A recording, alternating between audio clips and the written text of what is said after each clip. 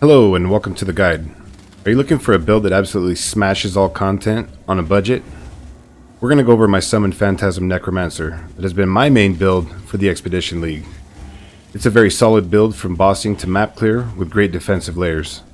I will go over the mechanics of the build, gems and links, passive tree, Pantheon choices, Ascendancy choices, and also the gear for the build as well as the Animate Gaurdian. The Path of Building link will be down in the description below. Let's get right into it. So summoning the Phantasms is all based around this staff right here, the Soulwrest Unique Staff. As you can see right there at the top, it says, trigger level 20 Summon Phantasm skill when you consume a corpse. As you can see right here in this setup, we have Fortify, Cyclone, Flesh Offering, Cast While Channeling, Desecrate, and Convocation. The main one here is the Cast While Channeling. So while we cast this, as you can see right here, I'm consuming corpses, which are automatically triggering all of my phantasms. Automatic one button push. Now while doing this, you're also going to receive, as you blast through packs, the Fortify support, which will give you 20% less damage taken. Also, you'll be casting Flesh Offering and Convocation, bringing your minions back to you for better clear. The second unique that we definitely want and need in the build is the Triad Grip. What this does is basically it converts all of the physical damage that the phantasms do into mostly cold damage, to be exact 75% cold damage and 25% lightning damage. As you can see, for every green socket it converts 25% to cold, and for every blue socket it converts 25% to lightning. So we'll be doing 75% cold damage and 25% lightning damage. Therefore, we won't be doing any physical damage whatsoever. So let's go ahead and get into the gear, gems, and links. As you can see right here, we have the Soulwrest staff. The whole build revolves around this staff right here. This is what makes it so that we're able to trigger the level 20 Phantasm skill when you consume a corpse. Now I'll start off by saying the nice thing about this is that with this staff, you do not need to link it whatsoever. It doesn't matter what links you have on the staff. You don't need a 6 link or anything. You just put the supports in, and whatever supports are in there will automatically be supported by the level 20 Summon Phantasm skill, which is really nice. We'll start off with Summon Phantasm Support.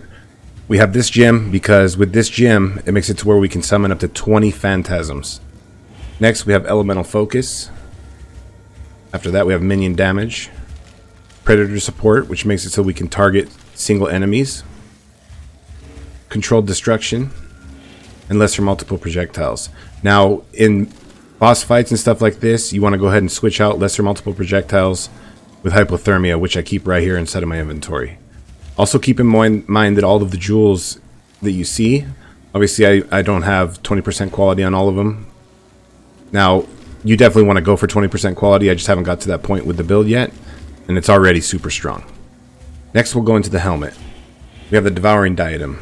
This is another big plus in the build. Okay, with this helmet, it gives you 1 level of gems.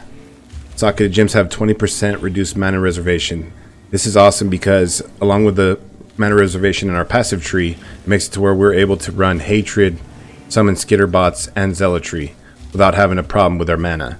Now, if you're not able to get this helmet, then go ahead and drop, for the time being until you do get it, summon Skitterbots. You also want to run Generosity Support. This will give more bonuses to all your minions. Down here in our first ring, which is an unset ring. Now we do want to make sure to get 2 unset rings. We will need them for the build as we are starved for gem sockets. In the unset ring, first one, we have Flame Dash. When it comes to your ring, just try to get as much life, resistance, and dexterity as possible. The build is definitely dexterity starved a little bit. Now for me, I got 1 to endurance charges on both of my rings, which is nice. Gives you physical damage reduction as well as more resistance. In your second ring, just go for the same thing, life, resistance, and then also you want to make sure that you put Frost Bomb into your ring right here. We'll go ahead and go to the chest plate. So when it comes to the chest plate, you want to go ahead and just get what you can as far as a 6 link. Now you do not need a 6 link. You can actually run with a 5 link. You do not need a 6 link. 6 link just makes things easier for you. So inside of your chest, you're going to have Fortify Support, Cyclone, Flesh Offering, Cast While Channeling, Desecrate, and Convocation. Okay, this makes it nice to where when you're sitting here and you're casting your Cyclone, everything that you have in your chest, because of cast while channeling, is going off automatically. It's just one button to cast everything, which makes it really nice while you're zooming through packs.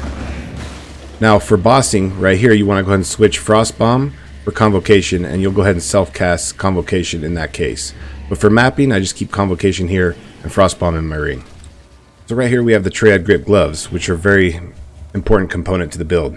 Okay, basically they're going to convert all of the physical damage to cold and lightning damage. It's 25% conversion for each green socket and 25% for each blue socket. So we'll have 75% cold, 25% lightning. Now you want to make sure to link Summon Ice Golem, Sniper's Mark, Culling Strike, and Feeding Frenzy right here. Feeding Frenzy and Culling Strike are very important because your Ice Golem will kill anything, as you can see right here, kills enemies that have 10% life or lower when hit by supported skills. So once a boss or any enemy that you will come to gets to 10% or below and gets hit by your Ice Golem, it'll be dead automatically. Feeding Frenzy is granted to all of your minions, so your Ice Golem will trigger Feeding Frenzy and all of your minions will gain the perks from Feeding Frenzy, which it grants 10% more damage, increased movement speed, and 10% increased minion attack and cast speed, which is a huge offensive buff. Next we'll go into the belt. As you can see right here, you want to get a Stygian Vise, try to get armor, life, resistances, and then you can put a Ghastly Eye Jewel into it, which you want to get, you know, as much life and as many buffs as you can to minion damage, whatever you're able to get. Now you can see right there, minions have 3% chance to taunt on hit with attacks. That's pretty important. Any of your minions that actually hit them when they're around you will taunt them, the enemy, so that they're not coming after you. Next we'll go up to the amulet. Okay, we have the Jinx Juju, which is the best amulet in slot pretty much, and it's not too expensive, maybe going for average 5 chaos at the time of this video. It offers chaos resistance, increased effect of your curses, increased effect of your non-curse auras. As you can see, that 15% right there is huge because a lot of our damage comes from our auras, hatred, and zealotry. Also, what this does is it takes 10% of damage from hits is taken from your Spectre's life before yours, which is great. So 10% of any incoming damage will be taken from your Spectres instead of yourself, which is a huge boost. So now we'll go down into the boots. When it comes to the boots, I try to just get as much dexterity. Like we said before, the build is starved on dexterity, as much life, resistances, and movement speed as possible. In your boots, you want to link Minion Life Support, Meat Shield, Animate Guardian, and Raise Spectre. For flasks, I have a Quicksilver Flask with Chill Immunity. I have a Rumi's Concoction, gives us more damage reduction and block chance. And then I have 2 Life Flasks. And then also I have a Quicksilver Flask of Adrenaline, which gives us even more movement speed. So very quickly, before we get into the passive tree and the cluster jewel, I wanted to go over just a couple of things. First off, on the amulet, the anointment that you're going to want is Ravenous Horde, and that'll be 2 opalescent oils and 1 verdant. And I'll show you where that is on the tree when we go over the passive tree. As far as the AG gear, you're going to want to go with the Dying Breath Iron Staff, which gives 18% increased damage to all your allies. The Lyricast Festival Mask, which makes it to where you and nearby allies have 15% increased damage. Ambu's Charge, which is just great all the way around. Life, resistance. Also, you'll get endurance charges for not only your Animate Guardian, but as well, he'll share the endurance charges with your whole army. For the boots, you want to go with the Victario's Flight Goathide Boots. Will give 10% increased movement speed to you and nearby allies. So basically, your whole army will get 10% increased movement speed. And then as far as gloves, just make sure that you get a pair of gloves with at least 80 plus life, I would say, and somewhere around 20 to 30 chaos res, so that your Animate Guardian is more tanky.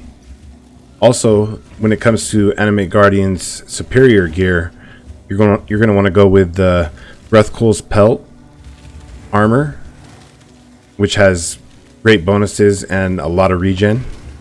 Crown of the Tyrant, which will give a ton of damage to all of your minions. And Kingmaker Axe, which will give Fortify and also give critical strike multiplier to all of your minions. It's a huge damage boost. Now, when it comes to the Crown of the Tyrant Helm, which, if you get that, it's going to give a lot of cold damage to all of your minions. Make sure that you make the socket green on it, though, because if you read on the helm, it depends on the socket color as to what damage they will receive. Now, as soon as you're able to, you want to go ahead and try to pick up yourself a armor just like this one that has nearby enemies are blinded. As you can see, blinded enemies have their chance to hit halved. So when you're cycloning through packs, I mean, that's a huge defensive layer. Anything that hits you, their chance of hitting you is cut in half. So it's basically, you know, dodge, evasion, like 50%. It's a big defensive layer. So go ahead and pick that up as soon as you're able to. So as you can see here, with our Ascendancy, we want to go with the Necromancer. Our first 2 points are going to go into Mindless Aggression. Our second 2 points are going to go down here into Bone Barrier. Our third points are going to go over here into Commander of Darkness. And our fourth points are going to go down here into Plaguebringer. All of these give substantial boosts to our minions and ourselves. Now we'll get into the passive tree and the cluster jewels. When it comes to leveling, I'm going to go ahead and leave that up to you, how you want to level the build. As far as me, I went skeletons and a zombie combo. I'll give you a quick rundown of the different passives that we took. I started off here, went up this way, went over here, got this life, came up here, got Enduring Bond. After that, I think I came down to Quick Recovery right here. Up here, you want to get Death Attunement. It gives you +1 Spectre, Zombie, and Skeletons. Then I came over this way, right here. Got Sacrifice, Spiritual Command. Come up across here, come down, get Righteous Army.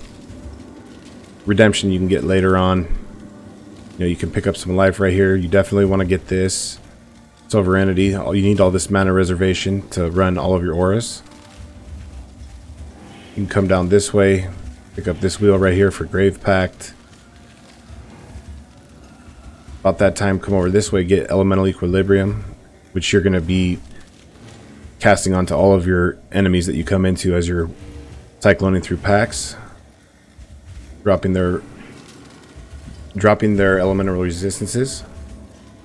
You also want to come down, and you're going to want to get this whole Constitution wheel. Now keep in mind my character is level 90, or I'm sorry, 91 at the time of this video. You're also going to want to come down here to Warrior's Blood and get all this. Over here we have Whirling Barrier, which gives you some block, good defensive layer. Okay. Over here, Ravenous Horde. This is going to be our anointment.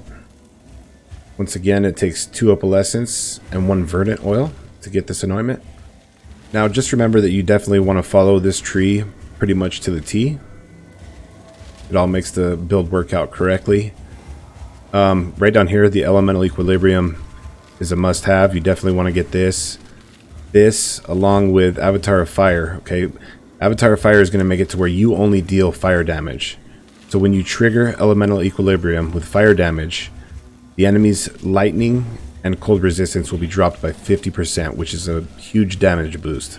So, you know, definitely you want to take both of these nodes. I would suggest sticking by the tree pretty much 100%.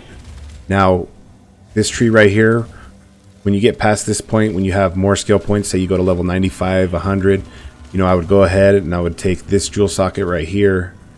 I would go ahead and take these 2 life nodes right here. And after that, I would come down to these life nodes down here. Alright, so let's go ahead and go into the cluster jewel. When it comes to the cluster jewel, on your large cluster jewel, you're going to want to try to go for an 8 passive. Okay.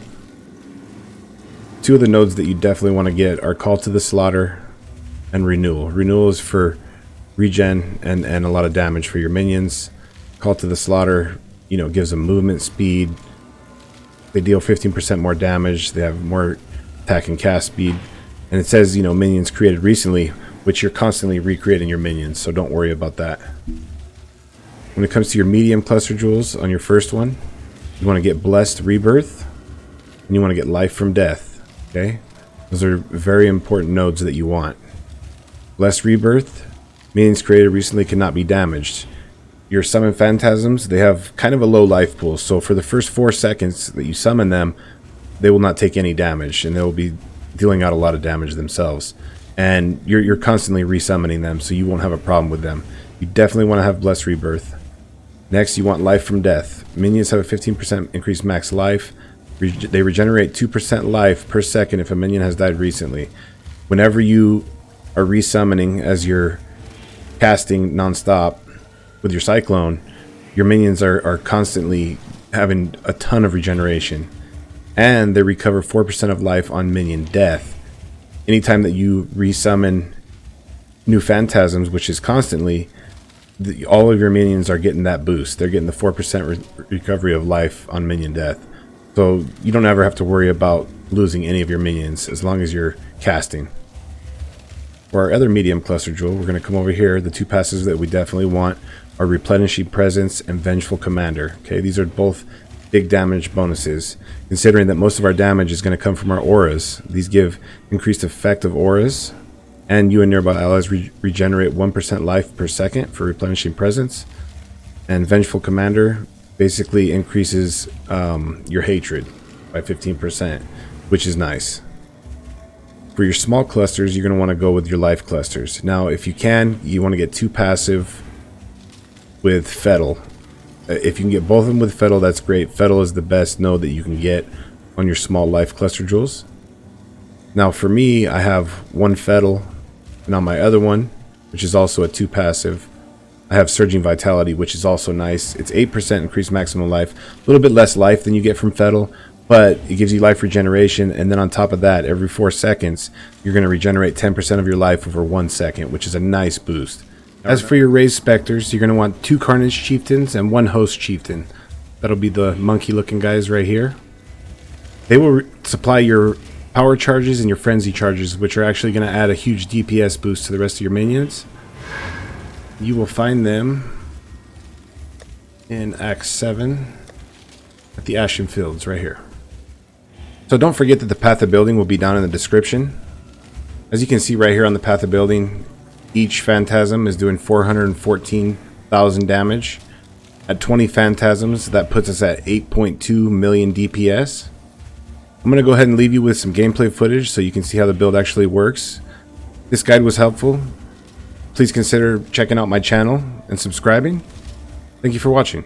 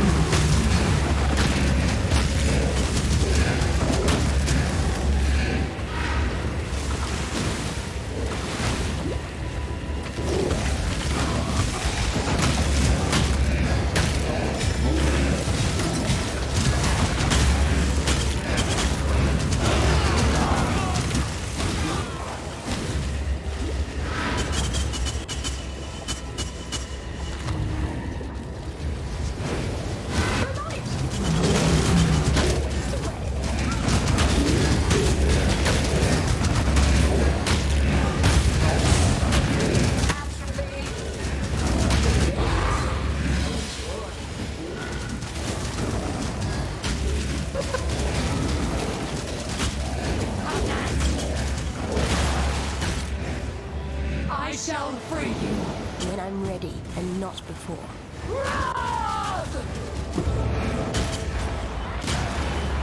You stand victorious.